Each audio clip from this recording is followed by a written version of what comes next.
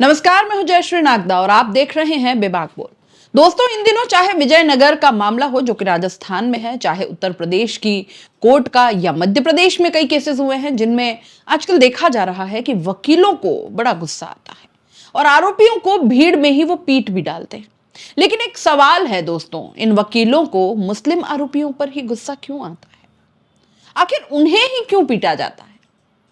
विजयनगर में कथित ब्लैकमेल और रेप के आरोपियों को वकीलों द्वारा पीटे जाने का वीडियो सोशल मीडिया पर जमकर वायरल हो रहा है। इन आरोपियों को कानून के अनुसार आरोप सिद्ध होने पर कड़ी से कड़ी सजा मिलनी चाहिए, इसमें कोई रियायत नहीं हो। और इसमें सारे वकील पूरा जोर लगाकर कानून सम्मत कड़ी से कड़ी कार्रवाई करें और सजा दिलवाएं। उसमें भी कोई गुरेज नहीं है साहब। इन आरोपियों की कोई हिमायत भी नहीं कर रहा है, लेकिन कोर्ट में जब पेशी के लिए जाते हैं, जब जज के समक्ष पेश होने जाते हैं, उस वक्त वकीलों द्वारा पीटा जाना कहां तक सही? चलिए, आप पीट रहे हैं, आप उसको पीटते हो।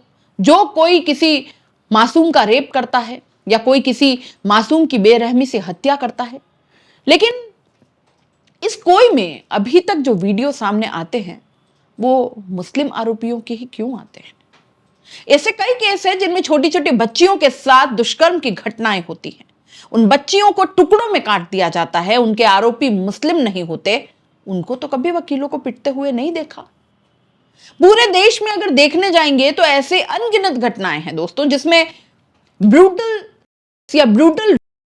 मर्डर की घटनाएं हैं जिनके आरोपी मुस्लिम नहीं हैं, लेकिन वहां से किसी के पीटे जाने की कोई वीडियो या कोई वारदात सामने नहीं आती।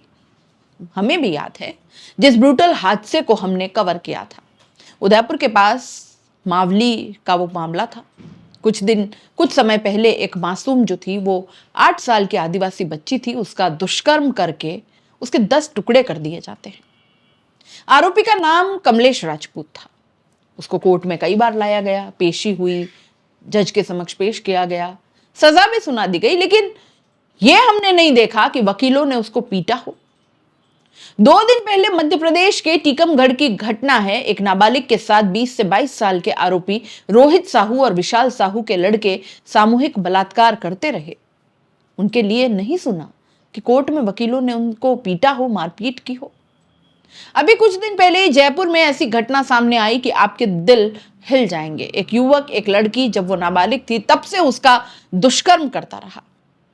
वो बच्ची मात्र 12 साल की थी, हालांकि अब वो 19 साल की है। 7 साल तक वो उस ट्रॉमा में रही और ये एक ऐसी रेयर, इसको मतलब उसमें रखा गया कैटेगरी में कि ट्रॉमा सिंड्रोम करके उस कैटेगरी में उस बच्ची को, उसकी जो हालत थी उसको रखा गया, जो कि रेयरेस्ट है और राजस्थान का यह केस है।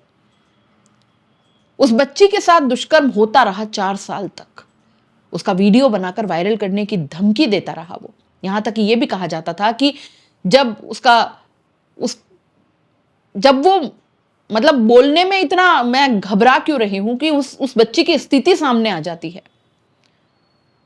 उस बच्ची ने बताया था कि जब माहवारी के दौरान भी उसके साथ ऐसा होता तो पीरियड का कपड़ा उसके मुंह में ठूस दिया जाता था, लेकिन उस पर कोई दया नहीं करता था। वो उसके सीने पर ब्लेड से कट लगा दिए और आई लव यू लिख दिया। उसकी स्थिति पागलों जैसी हो गई।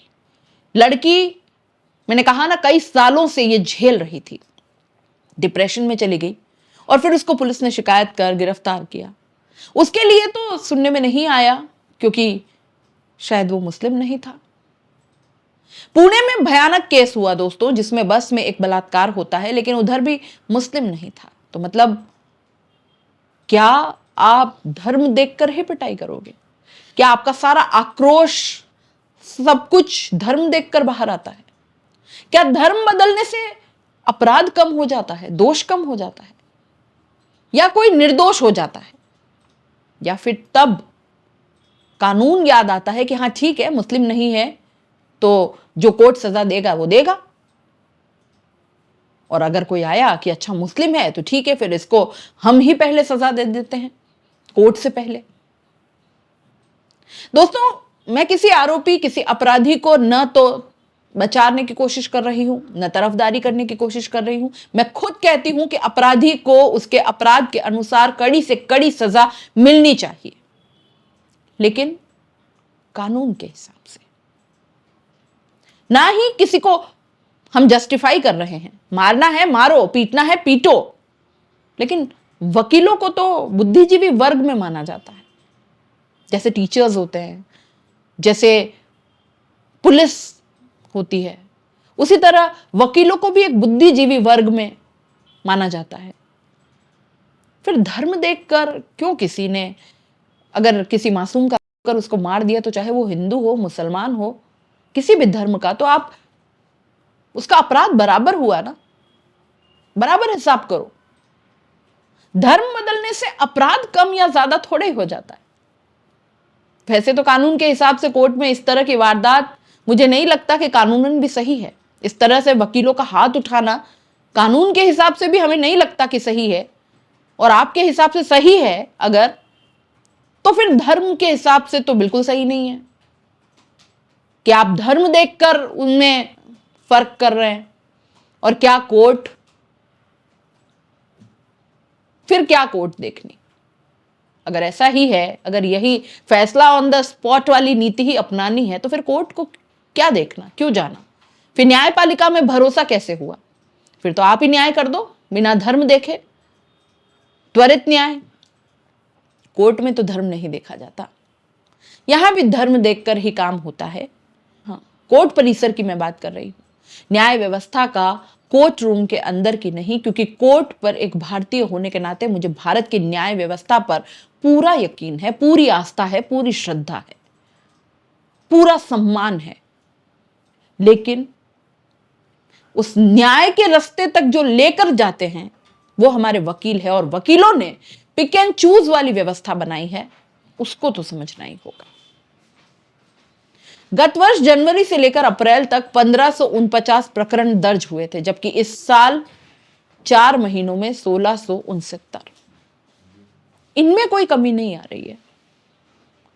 और इनके साथ जो मैंने अभी तक आपको समझाया, उसी तरीके से कोशिश करते हैं वकील कि अपने हिसाब से न्याय कर दें। कहां तक सही है?